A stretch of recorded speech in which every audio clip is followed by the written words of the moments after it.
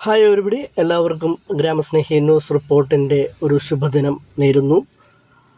നമ്മൾ സ്വതന്ത്ര ഇന്ത്യയുടെ ക്യാബിനറ്റും അതിനെ രാജിവെച്ചവർ ആരൊക്കെയാണ് എന്നാണ് നമ്മൾ ആദ്യ ഭാഗത്തിൽ നമ്മൾ ചർച്ച ചെയ്ത് ശ്രമിച്ചത്.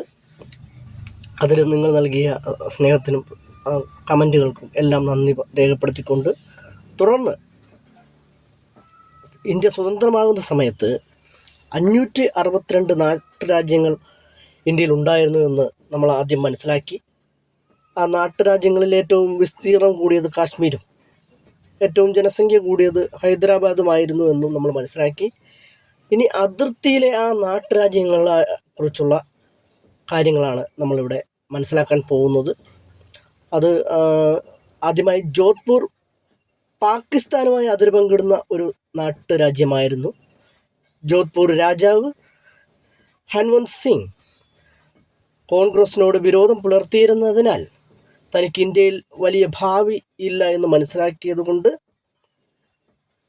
താൻ നയിക്കാൻ ആഗ്രഹിക്കുന്ന ജീവിതശൈലി തുടർന്ന് ഇന്ത്യയിൽ ലഭിക്കില്ല എന്ന വിചാരത്തിൻ്റെ അടിസ്ഥാനത്തിലോ ജയ്സാൽമേറിലെ ഭരണാധികാരിക്കൊപ്പം മുഹമ്മദ് അലി ജിന്നയുമായി പാകിസ്ഥാനിൽ ചേരുന്നത് സംബന്ധിച്ച ചർച്ച നടത്തിയിരുന്നു. അതിർത്തിയിലേക്കുള്ള വലിയ രാജ്യങ്ങളെ ഇന്ത്യയിൽ ചേർക്കാൻ കഴിയുകയാണെങ്കിൽ അത് പഞ്ചാബിലെയും ബംഗാളിലെയും നഷ്ടപ്പെട്ട പ്രദേശങ്ങൾക്ക് പകരമാകുമെന്നും ഒപ്പം മറ്റ് രാജ്യങ്ങളെയും പാകിസ്ഥാനിൽ ചേർക്കാൻ കഴിയുമെന്നും അദ്ദേഹം കണക്കുകൂട്ടി. ജോധ്പൂരും ജയ്സാൽമേറും പാകിസ്ഥാനിൽ ചേരാൻ സമ്മതിക്കുന്ന പക്ഷം ഈ ഭരണാധികാരികൾ ഉന്നയിക്കുന്ന ഏത് വ്യവസ്ഥയും അംഗീകരിക്കാൻ ജിന്ന സന്നദ്ധനുമായിരുന്നു.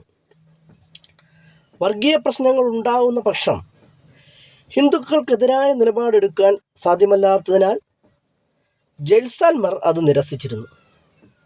ജോധ്പൂർ രാജാവ് പാകിസ്ഥാൻ ചേരുന്നതിൽ ഉറച്ചു നിന്നെങ്കിലും ജനങ്ങൾ അതിനെതിരായിരുന്നു.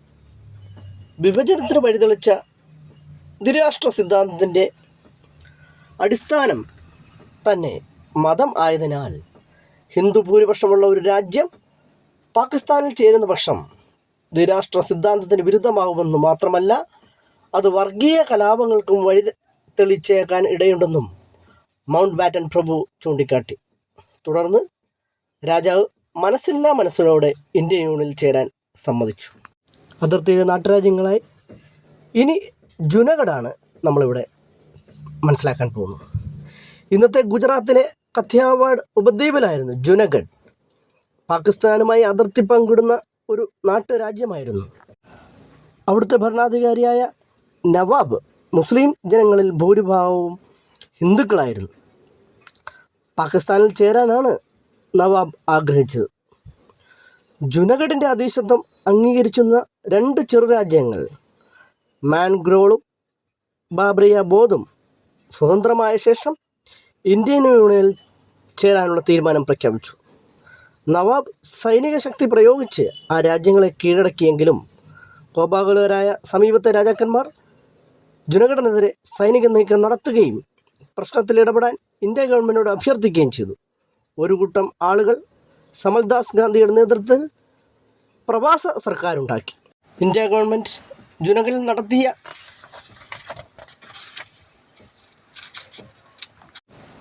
ഹിതപരിശോധനയിൽ അവിടെയുള്ള ജനങ്ങൾ ഇന്ത്യയിൽ ചേരുന്നതിന് ആണ് അനുകൂലിച്ചിരുന്നത്. തുടർന്ന് നവാബ് പാകിസ്ഥാനിലേക്ക് പോയി. അതോടെ ആ പ്രശ്നത്തിന് പരിഹാരമായി. യഥാർത്ഥത്തിൽ നവാബ് നേരത്തെ തന്നെ പാകിസ്ഥാനുമായി ഇൻസ്ട്രുമെൻ്റ് ഓഫ് അസർഷനിൽ ഒപ്പുവെച്ചിട്ടുണ്ടായിരുന്നു. നവാബ് മുഹമ്മദ് ഖാൻജി മൂന്നാമൻ ആയിരുന്നു അവസാനത്തെ നവാബ്.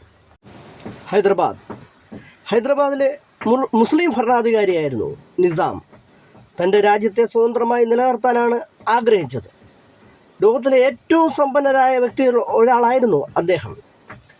ഇന്ത്യൻ പ്രദേശങ്ങളാൽ ചുറ്റപ്പെട്ട ഒരു നാട്ടുരാജ്യമായിരുന്നു ഹൈദരാബാദ്. ഇന്നത്തെ മഹാരാഷ്ട്ര, തെലങ്കാന, കർണാടക എന്നീ സംസ്ഥാനങ്ങൾ ഉൾപ്പെടുന്നതായിരുന്നു. 6 കോടി വരുന്ന ജനങ്ങളിൽ ഭൂരിപക്ഷവും ഹിന്ദുക്കളായിരുന്നു.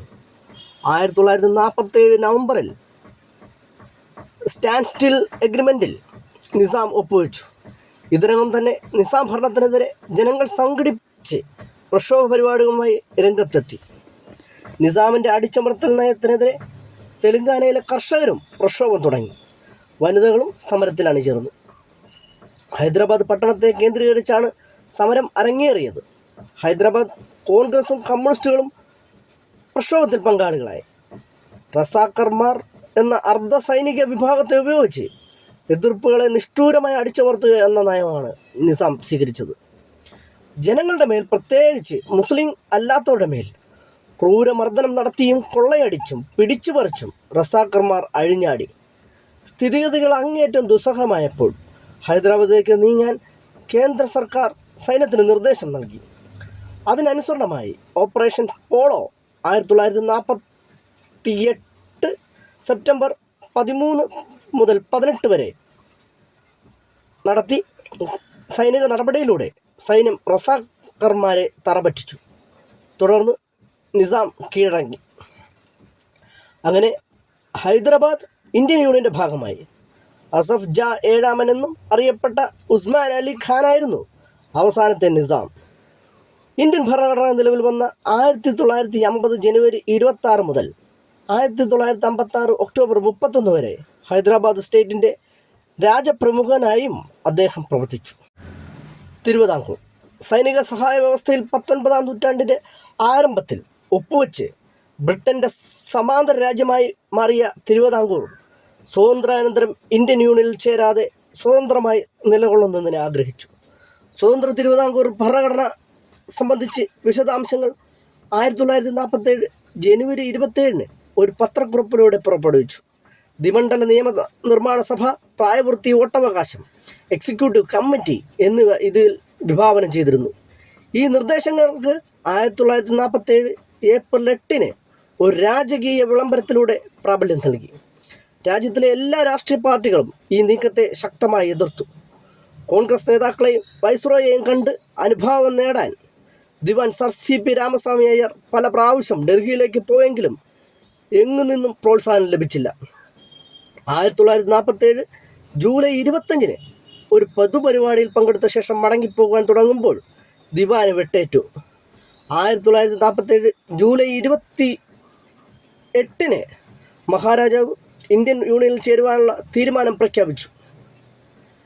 1949 ജൂലൈ 1 തിരുവിതാംകൂറും കൊച്ചിയും സംയോജിച്ച് തിരുവിതാംകൂർ കൊച്ചി സംസ്ഥാനം രൂപീകരിച്ചിരുന്നു. തിരുവിതാംകൂർ മഹാരാജാവായിരുന്ന ചിത്ര തിരുനാൾ 1956 ഒക്ടോബർ 31 വരെ തിരുവിതാംകൂർ കൊച്ചിയുടെ രാജപ്രമുഖനായി പ്രവർത്തിച്ചു. 1956 നവംബർ 1 തിരുക്കൊച്ചിയോട് മലബാർ പ്രദേശം കൂട്ടിച്ചേർത്ത് കേരള സംസ്ഥാനം രൂപീകരിച്ചു. മണിപ്പൂരിന് സ്വയംഭരണത്തിനുള്ള അവകാശം ലഭിക്കുമെന്ന് ഇന്ത്യൻ ഭരണാധികാരികളിൽ നിന്ന് ഉറപ്പ് ലഭിച്ചതിൻ്റെ ഫലമായി ബോധചന്ദ്ര സിംഗ് രാജാവ് ഇന്ത്യയുമായി ഇൻസ്ട്രുമെൻ്റ് ഓഫ് അസഷനിൽ ഒപ്പുവെച്ചിരുന്നു. പൊതുജന സമ്മർദ്ദത്തിൻ്റെ ഫലമായി മഹാരാജാവ് 1948 ജൂണിൽ സാർവത്രിക പ്രായപൂർത്തി വോട്ടവകാശത്തിൻ്റെ അടിസ്ഥാനത്തിൽ മണിപ്പൂർ നിയമസഭയിലേക്ക് തിരഞ്ഞെടുപ്പ് നടത്തുകയും അതിനോടനുബന്ധമായി മണിപ്പൂർ ഒരു കോൺസ്റ്റിറ്റ്യൂഷണൽ മൊണാർക്കി ആവുകയും ചെയ്തിരുന്നു. ഇന്ത്യയുമായി സംയോജിക്കുന്നത് സംബന്ധിച്ച് മണിപ്പൂർ നിയമസഭയിൽ തർക്കങ്ങളുണ്ടായി. കോൺഗ്രസ് ഇന്ത്യയിൽ ചേരുന്നതിനെ അനുകൂലിച്ചപ്പോൾ മറ്റു രാഷ്ട്രീയ കക്ഷികൾ അതിനെ എതിർത്തിരുന്നു. ഇന്ത്യ ഗവൺമെൻറ്റിൻ്റെ ശക്തമായ സമ്മർദ്ദത്തെ തുടർന്ന് 1949 സെപ്റ്റംബർ 21 മഹാരാജാവ് നിയമസഭയുമായി കൂടിയാലോചിക്കാതെ ലയനക്കരാറിൽ ഒപ്പുവെച്ചു. ഇത് കാരണം സംജാതമായ രോക്ഷവും പ്രതിരോഷവും ഏറെക്കാലം സംസ്ഥാന രാഷ്ട്രീയത്തിൽ അലയൊലുകൾ സൃഷ്ടിച്ചിരുന്നു. 1962 മണിപ്പൂരിന് കേന്ദ്രഭരണ പ്രദേശത്തിൻ്റെ പദവി ലഭിച്ചിരുന്നു. 1972 അത് സംസ്ഥാനമായി തീരുകയും ചെയ്തു. കശ്മീരിലെ ജനസംഖ്യയുടെ ഭൂരിഭാഗവും മുസ്ലിങ്ങളും രാജാവ് ഹിന്ദുവുമായിരുന്നു. ഹരിസിംഗ് മഹാരാജാവായിരുന്നു സ്വതന്ത്രലബ്ധിയുടെ സമയത്തെ കാശ്മീർ ഭരണാധികാരി. തൻ്റെ രാജ്യം ഇന്ത്യയിലോ പാകിസ്ഥാനോ ലയിപ്പിക്കുന്നതിന് അദ്ദേഹം വിമുഖനായിരുന്നു. പാകിസ്ഥാനുമായി അദ്ദേഹം സ്റ്റാൻഡ് സ്റ്റിൽ എഗ്രിമെൻ്റ് ഏർപ്പെടുകയും അതുപോലെ തന്നെ ഇന്ത്യയുമായി ഒപ്പിടുന്നതിനെക്കുറിച്ച് ആലോചിക്കുകയും ചെയ്തു. എന്നാൽ ഇന്ത്യയോടും പാകിസ്ഥാനും തുല്യ അകലം പാലിക്കുന്നതിനെ സംബന്ധിച്ച് അദ്ദേഹം പ്രഖ്യാപനവും നടത്തി. പക്ഷേ കാശ്മീരിലെ ഏറ്റവും വലിയ രാഷ്ട്രീയ കക്ഷിയായ നാഷണൽ കോൺഫറൻസിൻ്റെ നേതാവ് ഷേഖ് അബ്ദുള്ള ആ നിലപാടിനെ എതിർക്കുകയും രാജാവ് സ്ഥാനത്യാഗം ചെയ്യണമെന്ന് ആവശ്യപ്പെടുകയും ചെയ്തിരുന്നു. പാകിസ്ഥാൻ്റെ പിന്തുണയുള്ള പത്താൻ ഗോത്രവർഗം കാശ്മീർ പിടിച്ചെടുക്കുക എന്ന ഉദ്ദേശത്തോടെ ആക്രമണം ആരംഭിച്ചിരുന്നു. ആക്രമണകാരികൾ തലസ്ഥാനമായ ശ്രീനഗർ വരെ മുന്നേറിയതിനെ തുടർന്ന് മഹാരാജാവ് ഇന്ത്യയോട് സൈനിക സഹായം അഭ്യർത്ഥിച്ചു. മഹാരാജാവ് ഇൻസ്ട്രുമെൻ്റ് ഓഫ് അസഷനിൽ ഒപ്പിടണമെന്ന് ഷെയ്ഖ് അബ്ദുള്ളയുടെ നേതൃത്വത്തിൽ ഇടക്കാല സർക്കാരിനെ അവരോധിക്കണമെന്നും ഇന്ത്യ ആവശ്യപ്പെട്ടു. രാജാവ് ഉപാധികൾ അംഗീകരിച്ചുകൊണ്ട് 1947 ഒക്ടോബർ 26 മഹാരാജാവ് ഇൻസ്ട്രുമെൻ്റ് ഓഫ് അസഷനിൽ ഒപ്പുവെച്ചു. കാശ്മീരിൻ്റെ ഭാവി പിന്നീട് ഒരു ജനഹിത പരിശോധന നടത്തി തീരുമാനിക്കുന്നതായിരിക്കും എന്ന് പ്രധാനമന്ത്രി നെഹ്റു പ്രഖ്യാപിച്ചു. തുടർന്ന് ഇന്ത്യൻ സൈന്യം കാശ്മീരിൽ നടപടികൾ ആരംഭിച്ചു. ഇന്ത്യൻ സേന ജമ്മുവും ശ്രീനഗറും തിരിച്ചുപിടിച്ച് എങ്കിലും ശൈത്യകാലം ആരംഭിച്ചതിനാൽ കനത്ത മഞ്ഞുവീഴ്ച കാരണം തുടർന്നുള്ള നീക്കം ദുഷ്കരമായിരുന്നു.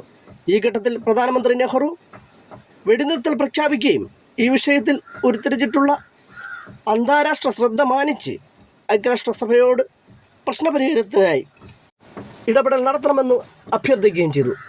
ജനഹിത പരിശോധന നടന്നില്ല.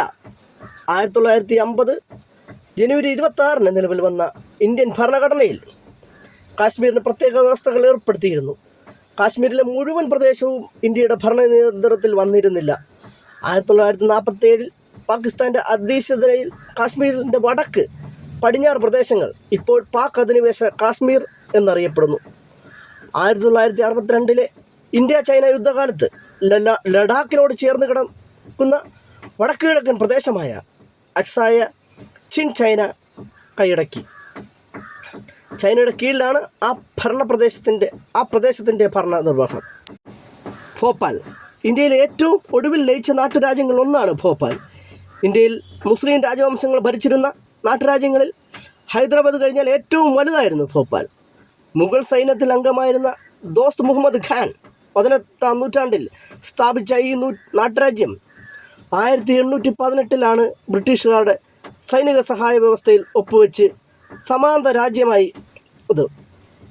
മാതൃദായക ക്രമമാണ് ഭോപ്പാൽ പിന്തുടർന്ന് വന്നത്.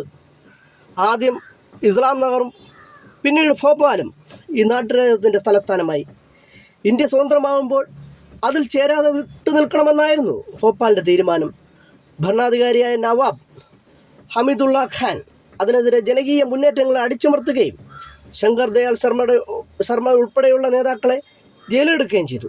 സമ്മർദ്ദം കൂടിയപ്പോൾ നവാബ് 1949 ഏപ്രിൽ 30 ഇൻസ്ട്രുമെൻ്റ് ഓഫ് അസഷനിൽ ഒപ്പിട്ടു. 1949 ജൂൺ 1 ഇന്ത്യൻ യൂണിയൻ്റെ ഭാഗമായ ഭോപ്പാലിന് പാർട്ടി സി സ്റ്റേറ്റിൻ്റെ പദവി നൽകി ഒരു ചീഫ് കമ്മീഷണറുടെ ഭരണത്തിന് കീഴിലാക്കി. പാകിസ്ഥാനിലുള്ള സിന്ധി അഭയാർത്ഥികളെ ഭോപ്പാൽ നഗരപ്രാന്തത്തിലുള്ള ബൈരഗഡിലാണ് പുനരധിവസിപ്പിച്ചത്. 1956 സംസ്ഥാന പുനഃസംഘടന നടന്നപ്പോൾ ഭോപ്പാലിനെ മധ്യപ്രദേശ് സംസ്ഥാനത്തോട് ചേർത്തു. ഭോപ്പാൽ നഗരം മധ്യപ്രദേശത്തിൻ്റെ തലസ്ഥാനമായി. മൈസൂർ രാജ്യം ബ്രിട്ടീഷ് മാതൃകയിലുള്ള നിയമനിർമ്മാണ ഭരണ സംവിധാനങ്ങൾ വിപുലമായി നടപ്പാക്കിയിട്ടുണ്ടായിരുന്ന ഒരു നാട്ടുരാജ്യമായിരുന്നു മൈസൂർ. 1947 ഫെബ്രുവരി 15 ഇന്ത്യൻ യൂണിയനിൽ ചേർന്നത്. 1956 വരെ മറ്റൊരു നാട്ടുരാജ്യവും മൈസൂരിനോട് കൂട്ടിച്ചേർന്നിരുന്നില്ല. ഇപ്രകാരം മറ്റൊരു പ്രദേശവും കൂട്ടിച്ചേർക്കാതെ നിലനിന്ന ഇതര പ്രദേശങ്ങളെ കാശ്മീരും ഹൈദരാബാദും മാത്രമായിരുന്നു.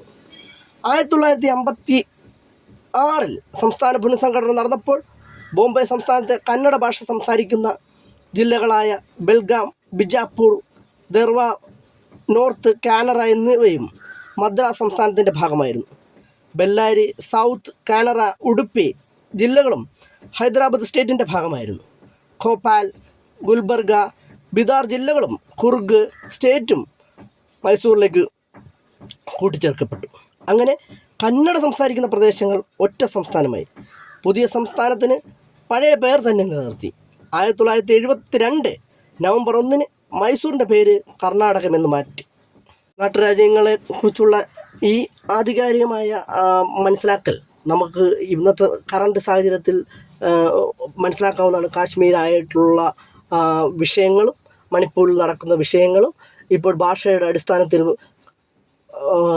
ഉലകനായകൻ എന്നറിയപ്പെടുന്ന കമലഹാസൻ പറയുന്ന വിഷയത്തിലും വിഭജന കുഴപ്പകരമായ കാര്യങ്ങൾ നടക്കുമ്പോൾ നമ്മൾ കൂടുതൽ കാര്യങ്ങൾ വ്യക്തതയോടെ മനസ്സിലാക്കേണ്ടതുണ്ട്. നിങ്ങളുടെ വിലയേറിയ നിർദ്ദേശങ്ങളും കമൻറ്റുകളും പ്രതീക്ഷിച്ചുകൊണ്ട് ഓക്കെ, താങ്ക് യു എവരിബഡി.